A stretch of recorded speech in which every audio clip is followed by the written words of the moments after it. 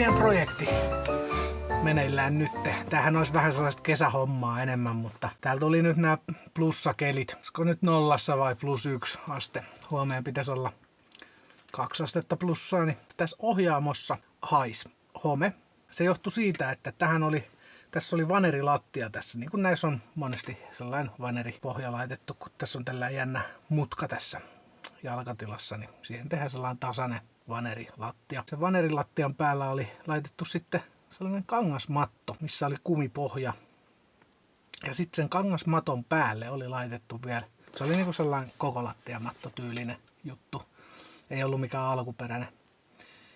Sitten sen kangasmaton päälle oli vielä laitettu ihan siis semmoinen auton koko lattia niinku kumimatto päälle tänne joka paikkaan. Ja no senhän tietää, kun märillä kengillä tulee ja sitä vettä pääsee ja se vesi ei pääse sieltä kangasmatosta pois, niin se kangasmatto haisi aika tiukasti homeelle. Ja tietysti ne vanerit minä poistin täältä pohjalta kanssa ja kaikkia. Täällä on vielä joku tuollainen työkalulaatikko tehty tonne repsikan penkin taakse. Me kesällä poistan senkin sieltä. Ihan vaan huvikseen. Ja pitää putsailla nämä kaikki. Ja putsausta tää ohjaamo täällä vaatiikin, että tää on aika tällainen kuranen. Tai en mä tiedä, onko tää mitenkään silleen erityisen kuranen, että vanha auto, mutta nyt kun tuolla tiskiharjalla kloriitilla rapsuttelee niin sieltä kun oikein irtoaa se kaikki vuosien saiba, niin voin sanoa, että tällainen kloriitin ja iänikuisen vanhan saiban sekoitushaju, niin se on aika mielenkiintoinen.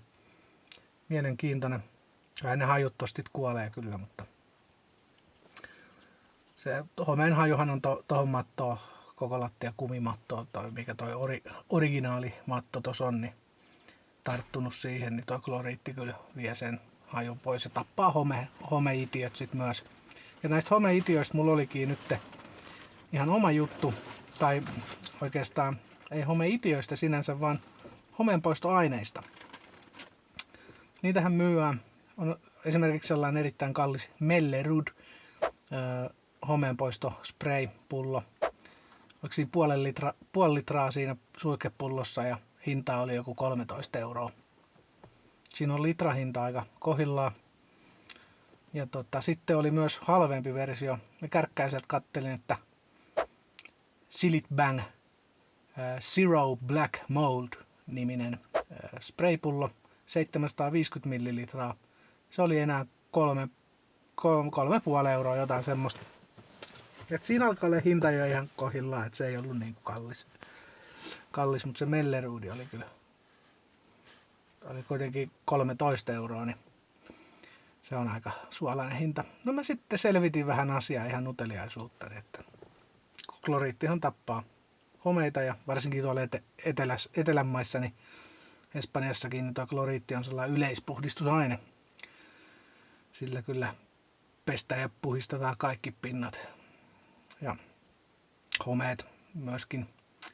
Niin tutkin asiaa hyväksi käyttäen tekoälyä Perplexity tekoälysovellusta, joka tulee ilmaisiksi käyttöön muuten, jos on Revolut-asiakas, niin oliko se Revolut Plus-asiakas? Laitan tuohon linkkiin, jos teillä ei ole Revoluttia, niin kannattaa tsekata tuolta linkistä. Käytin sitä tekoälyä apunani, tutkin, että mikä on vaikuttava aine näissä homeenpoistoaineissa, niin se on kloriitti. Eli kloriittia myydään. Sinne on sitten laitettu vähän jotain muka-lisäaineita, mitkä on mukamas todella tärkeitä varmaan siinä homeenpoistoon. Se on vaan jotain lian irrottajia ja tommosia niinku tukiaineita tai lisäaineita tai jotain pH-balansointiaineita ja muita tämmöisiä niinku ihan diipadaapaa, että se on kuitenkin kloriitti, se tehoava aine niissä homeenpoistoaineissa. Että tää kärkkää sieltä 750 millilitraa 5% kloriittia, €30. Ja niissä homeenpoistospreissä, niissä on kloriittipitoisuus ainoastaan 2% luokkaa. Tää on 5%. Eli saatte tehoavaa ainetta paljon halvemmalla. Mä oon vähän tämmönen, että mä ostan niinku mieluummin tätä. Mä en sano, että ne on huonoja ne Chilit Bangit tai Melleruudit. Ne on varmaan ihan hyviä. En mä sitä tarkoita. Mutta onko ne niin hyviä siinä homeenpoistossa? Koska kloriitti on kuitenkin se homeen tappaja-aine. Niin mä uskon ja mä tulen varmaan jatkossakin aina käyttämään kloriittia homeenpoistoissa. Ja näin. Niin kloriitilla mä tän nyt huuhtelen. Tai siis huuhtelen, harjailen. Mulla on spraypulloon laitoin kloriittia. Ihan pienen lirun laitoin vettä vielä sekaan sinne, että on toi ehkä 4% nyt. Niin. Sillä suihkuttelin ton maton. Mä en nyt sano, että kloriitti on niinku hyvä ja turvallinen aina käyttää noin vahvoina pitoisuuksina. Mä en niinku mene siitä yhtään takuuseen, mitä tolle matolle käy. Sehän voi vaikka sulaa palasiksi tosta noin, mutta se ei minua haittaisi. Et mä en ehkä mihinkään näkyville pinnoille asiaa sen enempää tutkimatta, niin lähtisi levittelemään. Mutta varoen koepaloja käyttäen kokeilkaa. Mutta paikkoihin, millä ei ole niin väliä, niin kloriittia vaan ihan surutta. Että tämmönen pikku vinkki, säästövinkki ehkäpä, tai joku. Mutta mä jatkan tätä harjaskelua täällä näin.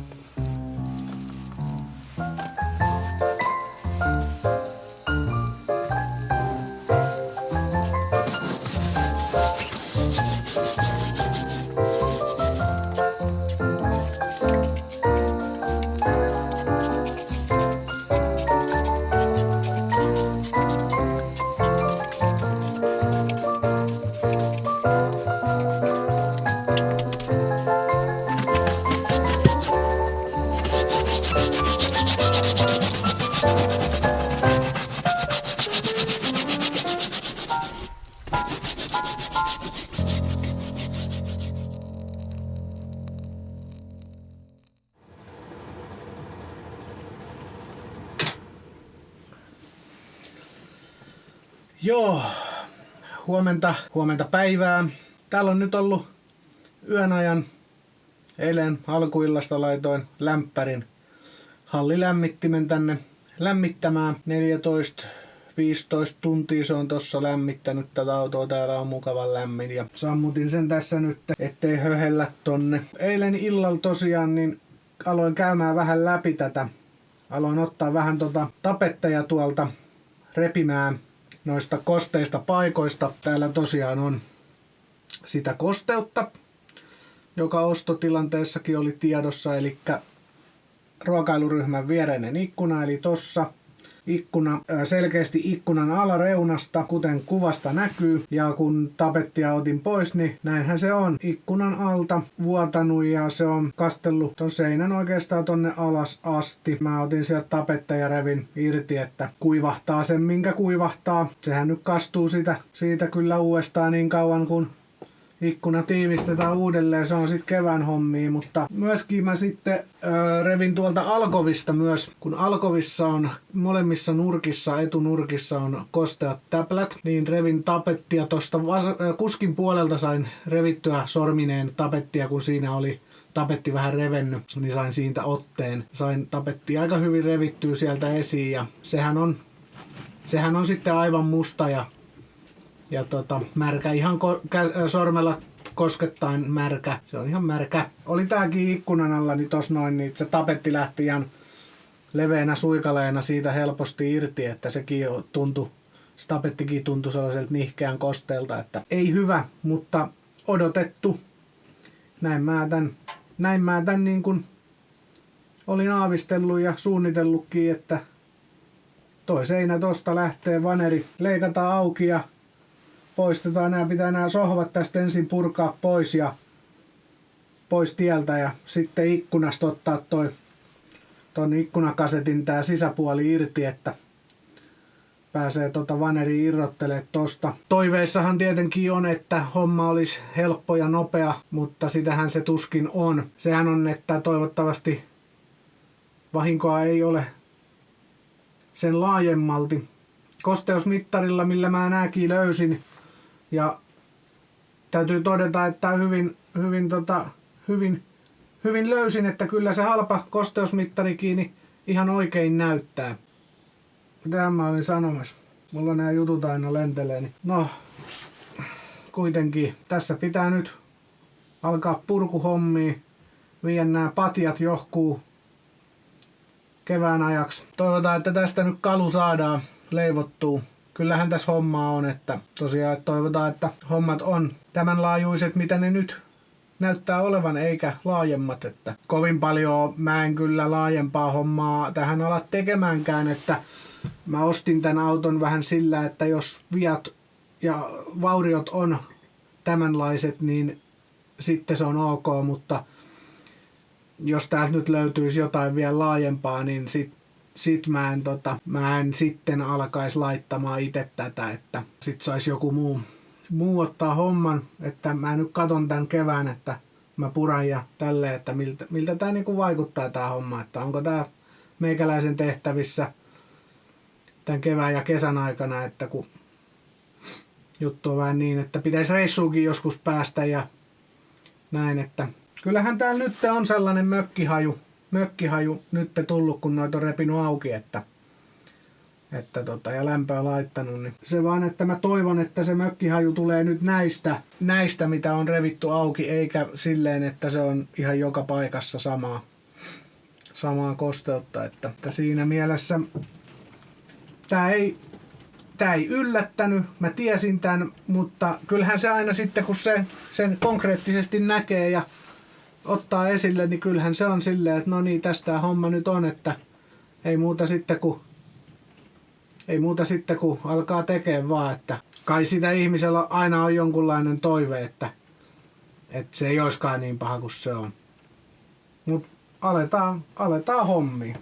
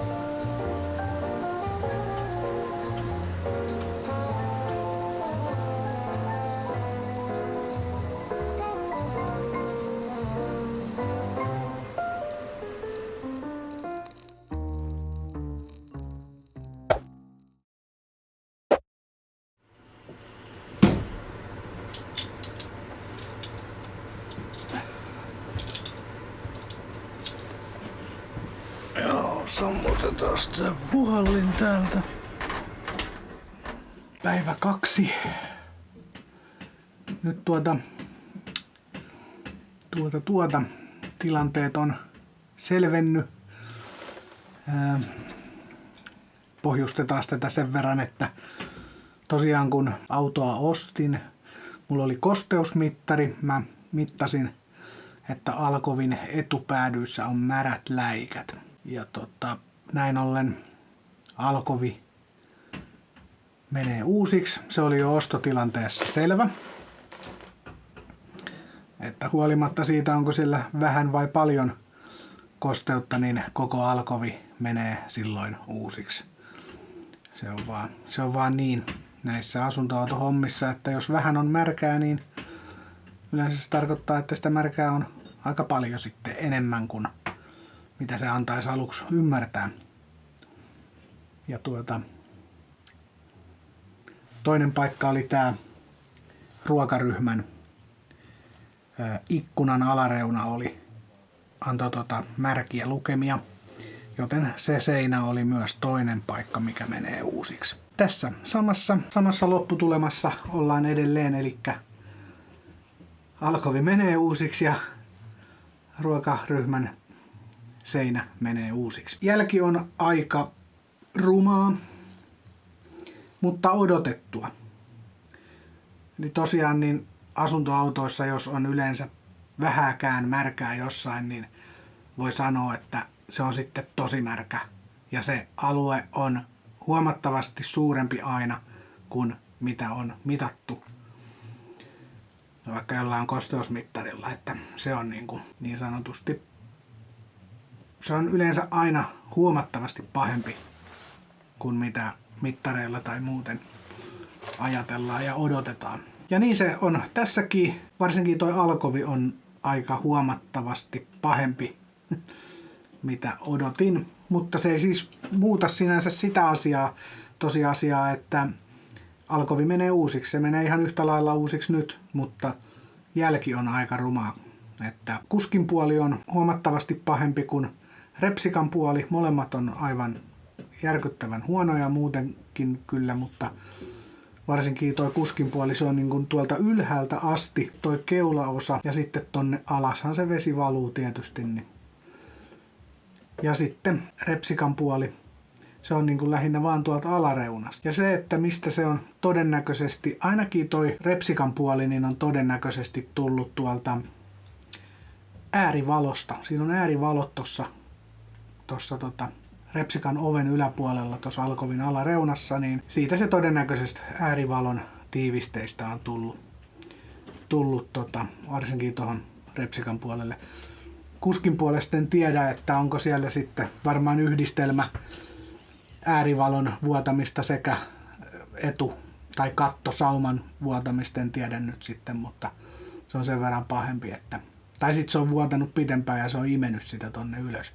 Mä en kyllä oikein ehkä siihen usko, se näyttää kyllä siltä, että se on tuolta ylhäältä tullut, että se on varmaan toi alkovin kaaressa oleva kattosauma vuotanut plus sitten se äärivalo. Tapettaja tosiaan revin irti eilen illalla vähäsen tai aika paljonkin sen mitä tosta nyt sai ja kovin paljonhan sitä ei tarvinnut repiä kun märkä seinä, niin siinä ei se tapettihan lähtee sen kun vetää vaan. Jos nyt voi sanoa, että vaneri on yhtään kovaa, niin se on niin sanotusti kovaa muualla, paitsi toi kuskin puoli. Se on sieltä se oli niinku lähtenyt se pinta silleen, että mä sain niinku ihan sormineen revittyä sitä vanerin pintaa. Se lähti sellaisiin ohuina suikaleina, kerroksittain, paloina tuolta noin jonkun verran. En kovin paljon saanut otettua, eikä ollut tarkoituskaan eilen kovin paljon, että kunhan nyt vaan uteliaisuutta. Niin. Joo, toi sängyn pohja. Tuossa on tuollainen pohjamuovi. Toi pohjamuovi on muutamia ruuveja kiinni, niin se täytyy ottaa irti, että näkee ton alkovin niin sängyn pohjan.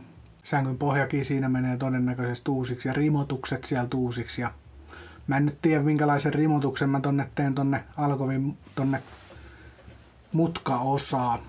Se on vähän hankala silleen. Pienistä paloistahan se saisi tietysti tehtyä riman paloista, mutta yhtenä ideana on käyttää paksusta vesivanerista, tehdä sen alkovin muotoinen pala, niin kuin seinäpala. Sitten leikata se vähän niin kuin rinkeli ontoksi, jolloin siitä jää se kehikko tonne.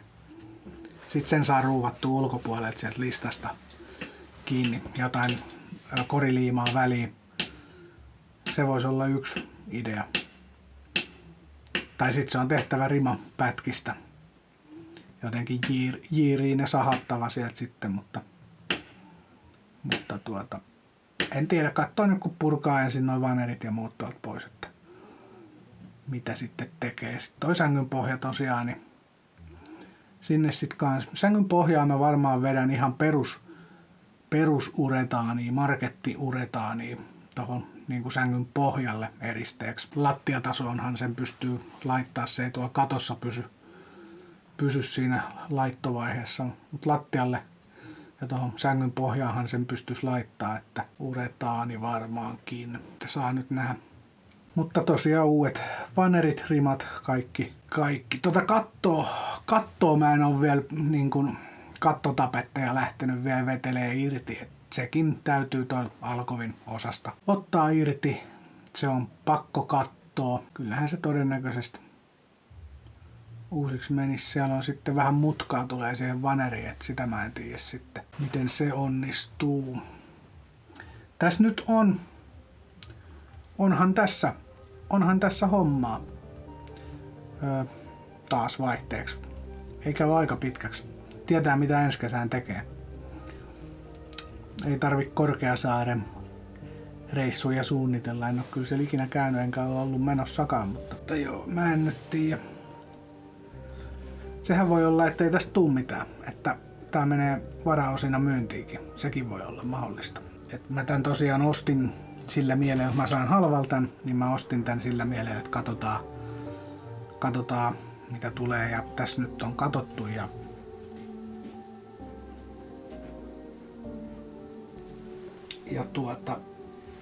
hommaa on, että jaksanko alkaa, että se on niinku, tai jaksan mä alkaa, mutta jaksanko mä viedä sitä maaliin asti, niin se on sitten eri asia. Purkaahan jaksaa aina, mutta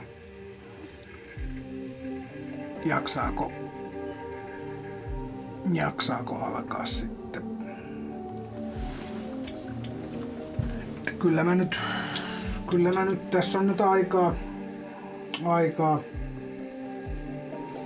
Toi home ei vaan oo kovin kiva juttu ja se pitäisi saada sit ihan joka paikasta kunnolla pois ja silleen niin se on vähän semmonen, kun vielä on toi homeallergia tullut, niin mä oon erittäin herkkä sille, niin se ei oo kovin mukavaa. Mulla alkaa nyt jo ääni vähän menee, mutta haju täällä on sellainen mökki, kesämökki. Ei mikään niinku hirveän, tää ei ole niinku mikään hirveän paha eikä semmoinen hirveän varsinaisesti niinku epämiellyttävä silleen, että semmoinen kesämökkihaju. Et on mikä on, että ei se. Homettahan täällä on. Kyllä täällä kuivaakin siis on. Se on ihan positiivista, eikä niinku, no joo. Se on mitä se on. Muut seinät kyllä näyttäisi olevan kuivat, että se on tää näin. Varsinkin tuossa kaasukaapin kohdalta, toi musta boksi, siinä on kaasukaappi ulkopuolella. Siinä on niinku seinän vuotanut. Ja sitten tästä toisella puolella tässä on toi vesitankki, niin siitä on kans vesitankin liittimet kussu. Plus sitten toi ikkunan alareuna on kussu. Niin, siinähän se sit on se homma. Paketti valmis niin sanotusti. Mutta tätä ei välttämättä tarvis ikkunan puolesta välistä asti uusia. Mutta mä ajattelin, että mä otan tän hyllyn alareunasta ja ikkunan yläpuolelta. Siinä on sellainen. No ei siinä kyllä oo. Ei siinä kyllä oo kuin ton verran väliä. Aika tiukille menee, mutta kattoo nyt kun saa ton ikkunan auki tosta, ikkunan kasetin ruuvattua irti ja silleen. Ja sit tuo kaasukaappi pitää saada toi boksi tosta noin irti. Ja tää vesitankki pitää irrottaa. Vesitankki pitää kytkeä irti ja ottaa pois, että saa purettua tän sohva. Tätä sohvaa mä tässä jo purkasinkin ja se on vielä tää päätylevy on vielä tuolta kaasukaapin puolelta kiinni läpi ruuveilta toi etulankun pääty tosta noin. Mut tällaista näin. Tässä on ollut nyt 2 vuorokautta lämpäri tuolla hallilämmitin päällä, niin tää on kyllä kivasti kuivunut tää seinä, että se oli ihan käsin kosketeltavin niin kostean nihkeä. Se ei toi tapetti hengitä niin kuin yhtään. Et kun mä olin edelliseen päivään ottanut pieneltä alueelta tapetin pois, niin se oli seuraavan päivään jo kuivunut se seinä. Sitten kun mä seuraavan päivän otin uudestaan revin tapettiin irti, niin siellä oli taas märkää. Ja nyt mä oon ottanut kokonaan tapetit pois, niin nyt tää on niinku päässyt kuivumaan. Eli toi tapetti ei hengitä niin kuin yhtään ja sehän on varmaan tarkoituskin ollut niin päin, että se estää sen sisältäpäin kondenssin pääsemistä vaneriin, mutta sitten tällaisessa tilanteessa, kun se kosteus tuleekin ulkopuolelta, niin se jää sitten loukkuun sinne. Katsotaan mitä tästä nyt tulee. Mä videoin tätä projektia ja koitan pikkuhiljaa aina edetä. Kyllähän tässä vähän on niinku mietiskellyt asiaa. Täytyy se niinku myöntää, että puran mä tän ainakin ja sitten katsotaan, että mitä käy. Tässä olisi kuitenkin niinku tähtäimenä, että pääsis jumalauta sinne reissuun pikkuhiljaa. Että se, että jos tää venyisi tää projekti, niinku, toi kesä menee aina niin hemmetin nopeasti kuitenkin, että kyllähän sitä nyt yhden hymerin pitäisi ehtiä fiksata, mutta jos täältä yhtään enempää löytyy ongelmaa, niin sit voi olla, että siinä kohtaa, jos vielä löytyisi niin kuin enemmän ongelmaa, niin nostaisin kädet pystyyn. Tää nyt on toi alkovin purku ja tää seinä, niin ne on nyt semmoset, että niissä mä nyt pitäydyn. Ja tosiaan se, että kun mä kävin autoa katsomassa silloin ja mä mittailin tuolta alkovista niin mä en pystynyt mittaamaan tonne alareunaan, koska siellä oli nämä tämmöiset sohvan päädyt, nämä tällaiset ohuet vanerit, jotka jää niinku seinästä sen sentin verran, että sinne jää ilmarako molempiin puoliin tonne alkoon, ettei se patja ole kiinni seinässä ja petivaatteet ja muut, että se niinku hengittää sieltä päädyistä. Ei päässyt kato sieltä vanerin alta mittailemaan, mä näin vaan ton päädyn tuolta. Ja sen mä ikkunan ympäriltä kokeilin, niin se oli kuiva. Ja sit vaan tuolta kärestä pääsin mittaan, niin se oli silleen, että no eihän tää oo kuin täältä. No joo. Ei se muuta sitä, että se pitää silti purkaa ja kaikista vittumaisin kohtahan tässä on rakentaa toi alkovin kaareva osa. Sehän on kaikista vittumaisin ja se oli siellä märkä jo, se tiedettiinkin, että toi alareunahan menee nyt siinä samassa, että se ei nyt ole sinänsä. Mutta joo, kyllähän tää on tämmöstä.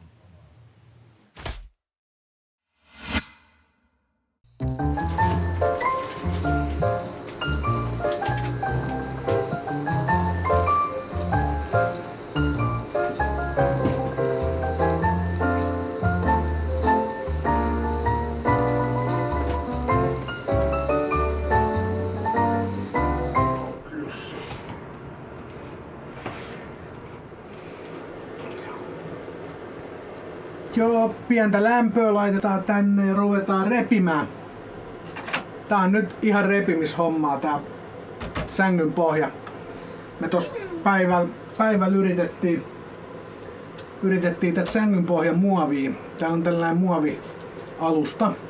Yritettiin saada sitä ehjänä. Mä ajattelin, että tää on vaan tällainen levy, mikä siellä on ruuvia, että ruuvataan irti, nostetaan levy pois. Mut se onkin liimattu tähän uretaaniin. Ja tää sängyn pohjahan on uretaani. Täällä on tällainen parin sentin kerros uretaaniin. Ja tässä on pientä projektia tässä sängyn pohjan uretaanin pois saamisessa. Tässä on sitten toi lasikuitu pohja, jonka päällä on toi uretaani ja sen päällä on tää muovi. Mä oon tätä nyt saanut vähän tuolta noin varovasta. Mutta toi muovi ei tohon enää tule. Kuten kuvasta näkyy, se ei siihen enää tule. Siihen tulee sitten joku vaneri tai joku muovilevy tai mitä nyt sitten keksitään sitten, kun sen aika on. Mutta tää on saatava pois tää pohja tästä, että pääsee tonne päätyseiniin sitten.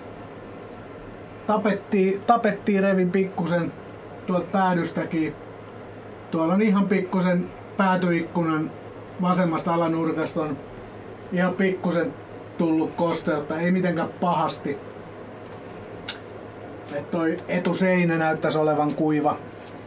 Ja tuollahan ei kattoikkunaa olekaan, että jos ei kattosaumat ole vuotellut. Mä en usko, että toi katto on märkä ollenkaan, että ei pitäisi olla. Sivuseinät ja tuolta päädystä ihan toi alasauma tuolta, eli tämän sängyn pohjan ja ton pääty, mikä kaareutuu tonne alas, niin ulkopuolella siellä on alumiinikisko, joka on ruuvattu näiden kahden sauman välistä puurimaan. Ja se puurimat on märät. Sieltä on päässyt vettä sieltä saunan alumiinilistan tuolta alhaalta edestä ulkoota. Sieltä on päässyt vettä sen alumiinilistan alle ja se on kastellut ton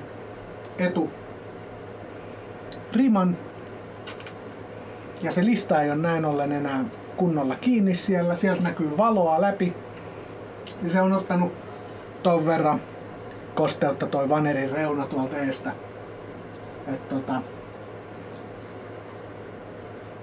Päätyvaneriin menee vähän jonkun verran uusiksi tosta noin, että.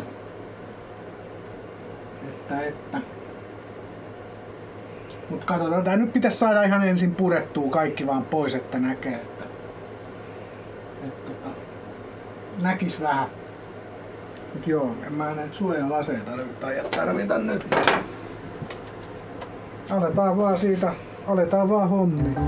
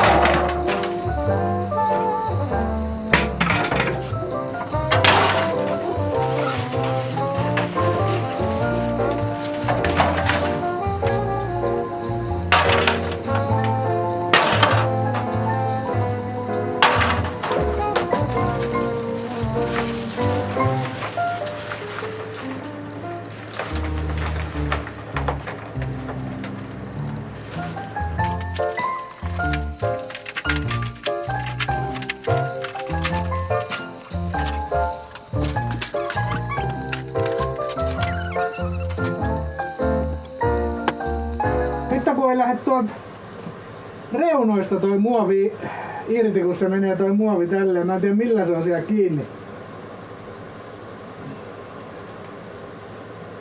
No.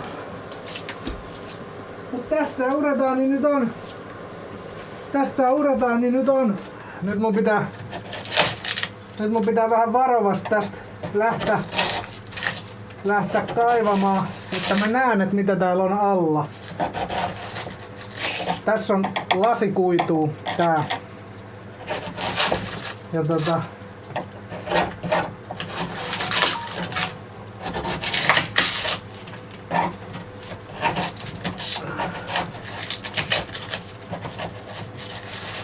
mä en tiedä minkälaisia uria täällä on. Tää on varmaan jotenkin uritettu.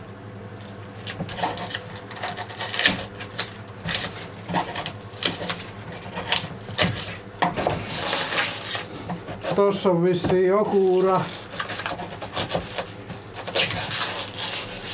Tää se on mukavaa. Tää se on, ai että tää on niin ihanaa.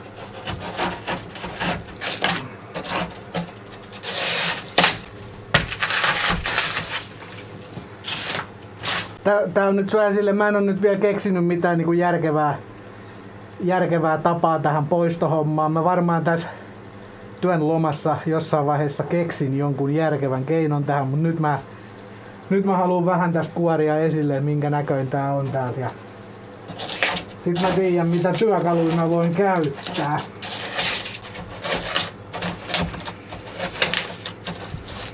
Vähän tuossa hommaa.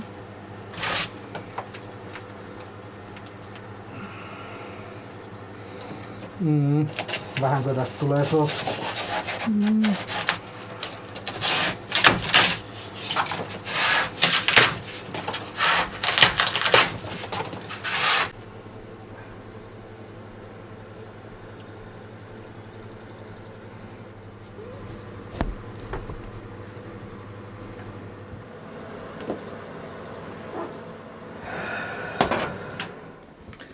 Joo, kyllähän tossa on hommaa.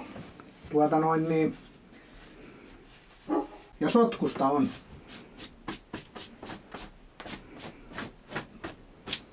Sotkusta on, sen voin sanoa. Ihan pientä uretaanipölyä mujuu. Sitten kun se on sellaista vähän sähköistä vielä, että se vielä tarktuu niinku. Niin joo, mä aloin nyt tuolta nurkasta, mistä se pitää saadakin paljaaksi, niin kaapimaan onhan siinä miten mä tän nyt sanoisin. Kyllähän toi uretaani tosta lohkeilee ihan nätisti, kevyesti. Tuolla lastalla kun tökkää ja kääntää, niin sieltä aina sellainen mutikka aina lähtee. Mut